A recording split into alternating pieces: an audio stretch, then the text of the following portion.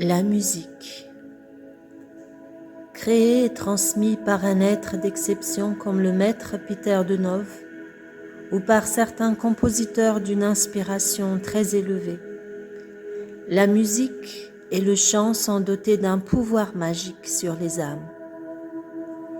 Le musicien, le chanteur, l'auditeur ont accès à des régions inconnues, d'une beauté inexprimable, et il n'est pas rare qu'ils pleurent de joie. L'âme se met à vibrer comme jamais, car elle retrouve une pureté, une légèreté native et se souvient d'une époque lointaine où elle habitait avec les anges, dans la lumière du soleil, dans les étoiles.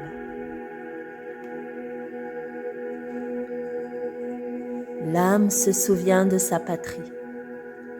Dans l'univers, tout vibre, tout chante, chaque être créé, depuis les pierres jusqu'aux étoiles, émet des vibrations qui se propagent en ondes sonores. Quand la conscience supérieure s'éveillera en l'homme, quand il développera en lui des possibilités de perception plus subtiles, il commencera à entendre cette symphonie grandiose qui retentit à travers les espaces et il comprendra alors le sens de la vie. Lorsque nous écoutons certaines musiques mystiques, nous sentons qu'elles éveillent dans notre âme le souvenir d'une patrie céleste, la nostalgie d'un paradis perdu. L'effet est immédiat, instantané. Nous nous souvenons que nous venons du ciel et qu'un jour, nous retournerons au ciel.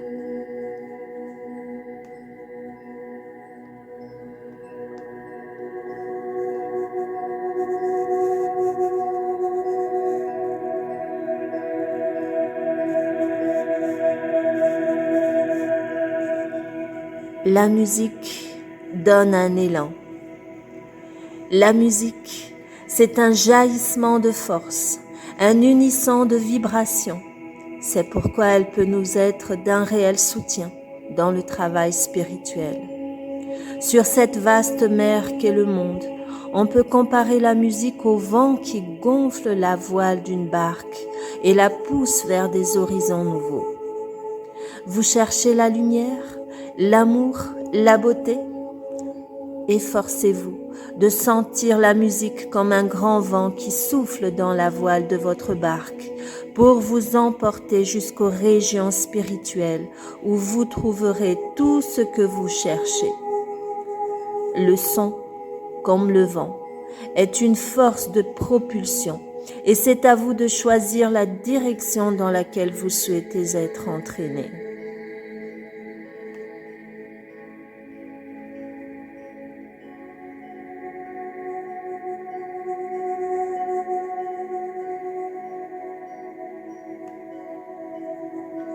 Les vibrations musicales créent une ambiance.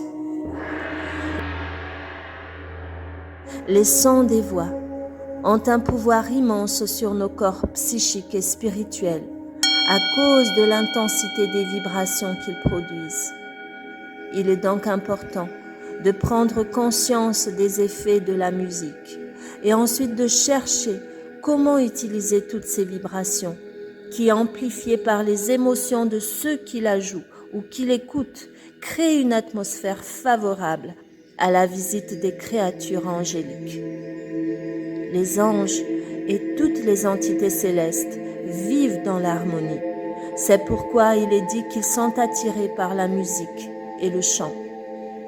Cette croyance a sa source dans des temps très anciens. Aussi loin que l'on remonte dans l'histoire des humains, la musique et le chant ont accompagné les cérémonies sacrées. Les entités célestes aiment la musique, car elles sont elles-mêmes musique.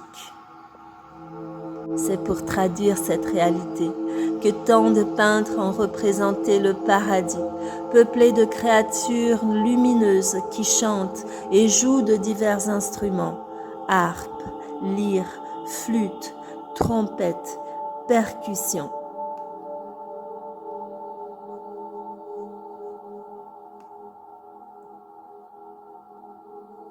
Le chant allège et soigne. que ces temps des anges? On les représente comme des créatures ailées qui chantent, comme les oiseaux. N'est-ce pas une invitation à nous dégager de tout ce qui nous alourdit? Combien de troubles mentaux pourraient être guéris par le chant? Car les vibrations de la voix ont le pouvoir de désagréger les présences obscures qui cherchent à s'accrocher aux humains. Le chant est une expression de la vie. La vie elle-même n'est rien d'autre qu'un chant. Et qu'y a-t-il de plus nécessaire, de plus vivifiant que de s'arracher à l'atmosphère pesante qui nous entoure pour s'élancer dans ces régions où tout est harmonieux, lumineux, léger.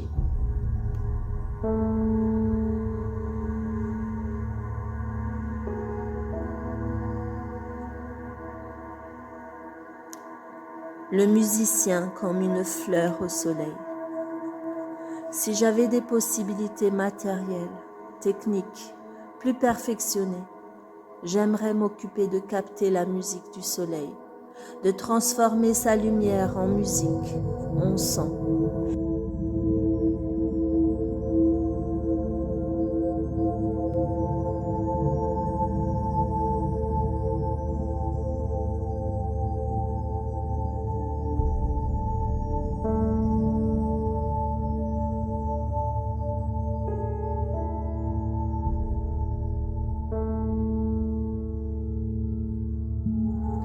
Quand les scientifiques s'en occuperont sérieusement, le monde entier sera émerveillé, ébloui, dilaté d'entendre cette musique merveilleuse qui vient du soleil.